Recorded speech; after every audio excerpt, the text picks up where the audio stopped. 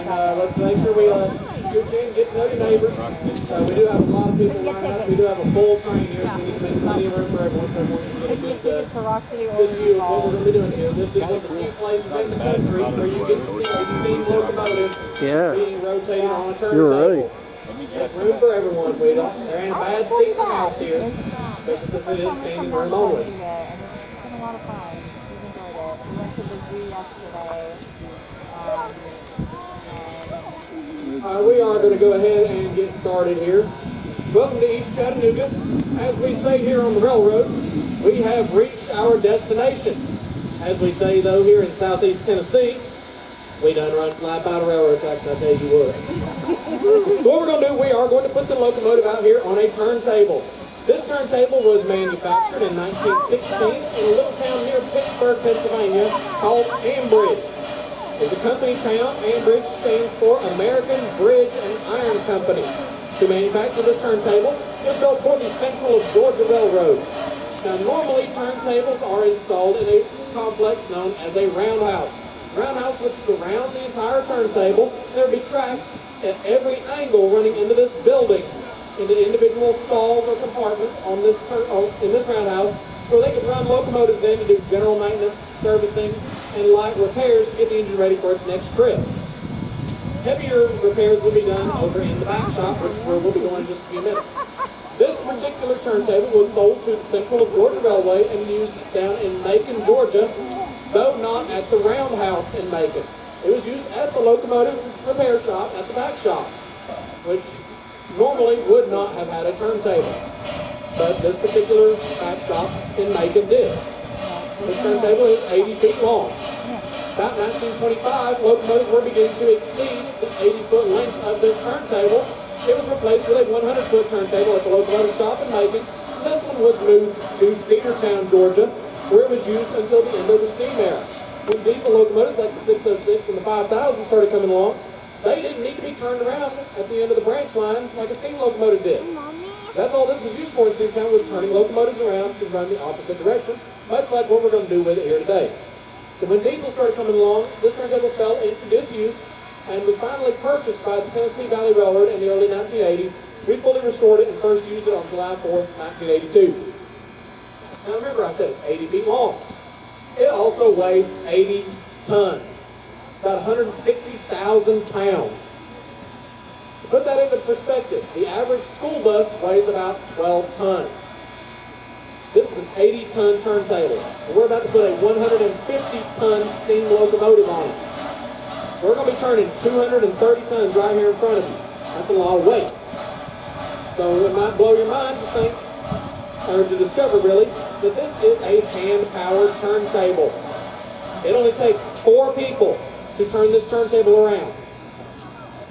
Now you're probably thinking, this guy's crazy, thinking 4 people to turn 230 tons by hand. I have a trick. In the very center of the table here, underneath me, is a 6-foot diameter ball bearing. The engineer is going to balance that big locomotive over this bearing. Everybody thinking, now that's even crazier than 4 people turning it. How is the engineer going to balance that big bearing over, this big engine over a bearing that he can't even see? My other trick is down here at the far end of the turntable, where you see it raised up ever so slightly. When that end down there drops even with those rails that head off into the hillside, that tells our engineer that he is balanced, and I can then handpick 4 of you to come over here and turn the turntable around while I sit back and provide moral support. I do have a couple of rules for those that want to volunteer to come over here to help turn us around so we can go back to Grand Junction. One, if I don't get enough volunteers, I'm going to start picking people. And number 2, if you volunteer the person standing next to you, you have also just volunteered yourself. So I need 4 of you. Anyone, any takers. 1, 2, 3. All right, come on over. All right, I'm just kidding. I'm just kidding. We have a backup method over here today that we're going to use. Our conductor Dave here, world famous Super Dave Johnston, is going to be using a 25 horsepower electric motor underneath this little house here. With the flip of a switch, he's going to turn 230 tons around. And you can agree with me though, whether it's that 25 horsepower motor that we installed here in Tennessee Valley, or 4 people in the 1930s and 40s turning 230 tons of steam locomotive and turntable is still quite an accomplishment. Locomotive number 630 that is pulling our train today was built in February of 1904 by the American Locomotive Company in a little town just south of Washington, D.C. called Richmond, Virginia. 630 was built for the Southern Railway, operated on many parts of their system, most notably on the Murphy branch between Asheville and Murphy, North Carolina, on tracks today operated by the Great Smoky Mountains Railroad. 630 operated on the Southern Railway until June 6, 1952, when it was sold at that time to the East Tennessee and Western North Carolina Railroad in Jackson City, Tennessee. Operated there until 1968, when it was traded back to the Southern Railway for their expanding steam excursion program. 630 operated in excursion service on Southern and later here at CVRM until 1989, when it was taken out of service and needed a major overhaul. It began in 1999 and was completed in 2011 at a cost of about $750,000.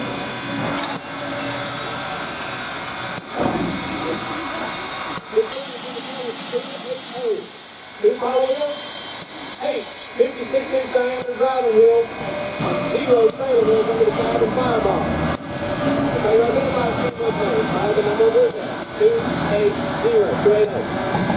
This curry is a coal-fired steam locomotive. Overall scale is consumed about 5 tons of coal and about 6,000 gallons of water. Up in the cab today, we have our engineer, Andrew. His wife, Ricky, is our fireman today. One of the few husband and wife engineer-fireman teams in the entire country. We also have a student fireman up there learning how to shovel coal and attack.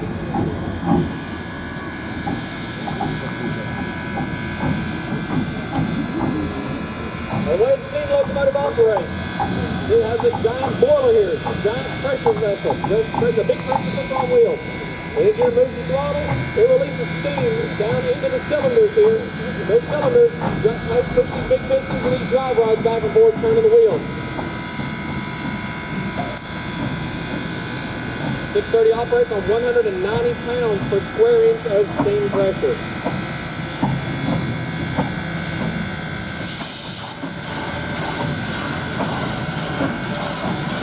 Once we finish turning the locomotive, if you would like to follow me down to the crosswalk there where the end of our train is, you can see our conductor has placed a red flag in the knuckle, indicating that that is now the end of our train.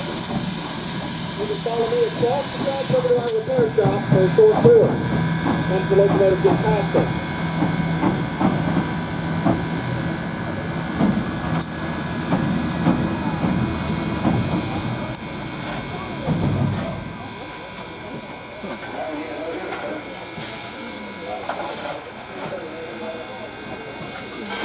At this time, this does conclude our demonstration of our 1916 turntable and our 1904 steam locomotive, number 630. If you would like to follow me down here through the crossing, we can go over to the repair shop. You can go get back on the train if you wish to do so, or you can go visit Emily inside the East Chattanooga depot. Our departure time is scheduled for 12:05 p.m. We will be adhering as close to that as possible.